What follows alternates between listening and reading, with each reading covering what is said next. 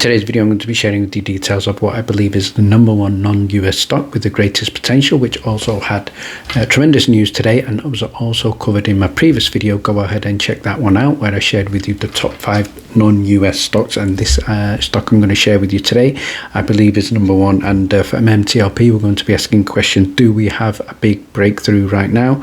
And there has been a huge announcement, so stay tuned for details of that. So before we get started, let's have a look at what's happening in the market. So from Bloomberg, we can see here stocks are rising today, and Trump has stated he's open to trade talks, obviously after the news what we saw with regard to Canada. So this is in terms of Fox Business, we can see the top countries that buy US exports. So #1 is European Union, so we certainly need a better deal there. And #2, Canada, we need a better deal there. And Mexico, also implicated by the previous news with regard to the Trump statement. At #3, China and Japan, I think also being close to have agreements. So let's have a look at why this week is also going to be exceptionally important, and that is on Tuesday. One thing we will be watching carefully is the CPI inflation data, and also Wednesday PPI inflation data. Inflation expectations will also be followed up on Friday, and the other big one will be the jobs claims on Thursday. So a huge week there for economic news. In terms of earnings, the ones that we will be watching this week in particular in the Discord include ASML, TSMC, Netflix, and also American Express. And what we can see in terms of stock news from the Discord shared earlier, KVUI that rallied 4% as the CEO looked at fuels and a turnaround hope amid activist-led shake-up. So good news there. We also shared news with regard to NBIS, and Trump also stated a 70 billion AI energy investment. And the other news that we just shared recently was with regard to nuclear stocks, which we're going to be looking at shortly, including CCJ, CEG, VRT, EOSE, which also did well today. And we can see here also good news today in terms of Rocket Lab. Great news shared there on the Discord, and the Rocket Lab achieving all-time highs. Finally, quick shout out to the previous week's weekly watch list, where we had some tremendous calls, including POET up 33%, NAK up over 26%, GNS up over 21%, GNS doing well again, PLUG up over 9.8%, many more. And if you want to get the current weekly watch list as well as the daily stock alerts, you can join us. Details are in the description below. Before we get started, I'd like to take 1 minute of your time to share details of the Trading Secrets Discord. This includes daily stock alerts shared in the pre-market, the weekly watches shared prior to trading on the Monday, the $1 Million Challenge, and much more. So we also have had some tremendous calls in the weekly watch list, as well as the daily stock alerts, and these include LEAS up over 152% on the week, DOMH up over 210% on the week, IGTI up over 77% on the week, and many more.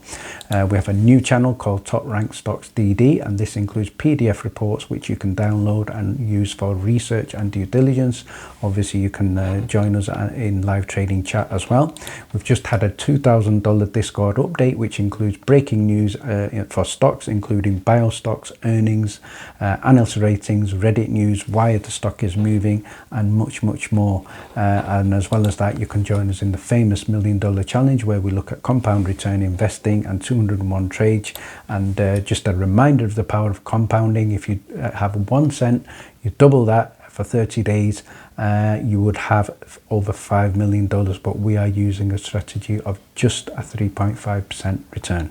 Let's now look at my #1 pick of the top 5 non-US stocks. This was featured in the previous video yesterday, so go ahead and check that out. And the stock that I added at #1 is ticker symbol NBIS. So congratulations to everybody who got in on based on the previous video. And there was good news came out, just breaking news today. Goldman Sachs have started NBIS at a buy, and we're looking at a potential 50% upside. So let's have a look at the chart today, and currently trading in excess of 16% up at $51.52. So congratulations to everybody who got in NBIS based on the previous video. So if you go ahead and check out the previous video, these are some of the catalysts I shared, and that is AI-centered cloud platform and data centers, autonomous driving and delivery robots, online education platform, crowdsourcing platform, and much more. So I also shared 4 other tremendous stocks, and in our live trading alert section in the Discord, we also had breaking news of NBIS emerges as a neutral AI cloud alternative, and deepening ties with NVIDIA, OpenAI, Microsoft, according to analysts. And we can also see here Goldman have named it as a top AI neo-cloud pick with a $68 price target. So tremendous news there. And we have a look at the news confirmed from investing.com. Goldman Sachs have stated that NBIS is a buy, and citing the AI infrastructure strength. So great potential there. And the other good news that we also shared was with regard to an institutional investment from the bank Deutsche, and this was for 406,516 shares. So check out the ticker symbol NBIS. Let's have a look at MMTLP. And first of all, shout out here to Metability, who's quoting a space call from Curtis, where he spoke and he stated there's going to be a huge due diligence bomb being shared coming imminently, and I'm going to be sharing details of also some huge news just been released today. However, before we look at that huge news, let's see what Curtis stated and he in terms of that space call. So this is a quick snippet. Crazy, let them wonder, but there's a fucking bomb coming. Not a literal one, a due diligence bomb coming. Metaphorically, using the UPC committee bomb a year ago, how would you rate this bomb? Nuclear? More important. Let's have a look at the huge breaking news just shared today, and shout out first of all to Ocelot, who stated here new filing in the docket, SEC versus Berda, and a notice of a subpoena for 2 exhibits requesting documents from Anson Funds, GTS. So let's have a look at details of this. So before we do that, shout out to John Berda, who stated this is the first of 2 of many we will see. So I think this is the first legal action that we can see from Georgia Palikaros and also John Berda. And we can see here the United States District Court, Eastern District of Texas, SEC versus John Berda and George Palikaros. We can see the defendant Burtis notice of a subpoena, and this is with regard to Anson Funds and also GTS Securities with exhibits A and B. We're going to have a look at details of that, and we can see here in one of the exhibits there is a subpoena to produce documents, information or objects to permit inspection of premises in a civil action, and this is with regard to Anson Funds Management LP. So they are commanded to permit entry onto the designated premises, land or other property possessed or controlled at the time, date and location set forth below. So let's see if this materializes, but it is great news so far. And in the instructions under the exhibit A, number 4, I'm going to focus on with regard to Anson Funds. We're talking about Anson Funds Management, including Anson Funds USA and Anson Canada, and they are basically saying they must produce responsive documents that they are in their possession, custody or control.